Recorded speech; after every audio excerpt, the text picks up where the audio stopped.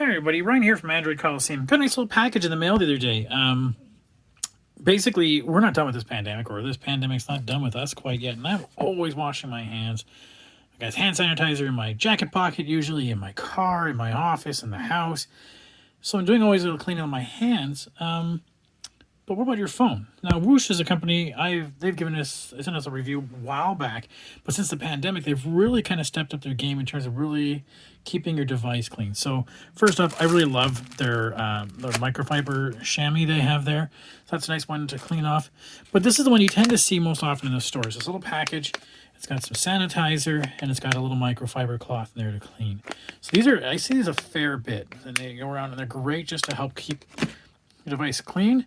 They also have some sanitizing wipes just to help keep your screen clean. But then this is kind of neat, that this little package, and I might have to do a giveaway of these, that there's your sanitizing clean and there's your little microfiber cloth down there. Like, how cool is that? So I'll have a review up on the website of these items. I mean, it's all pretty much the same stuff, just different kind of packaging. And let you know what I think about it, and maybe we'll do some giveaways in these. Okay, we'll talk soon. Thanks.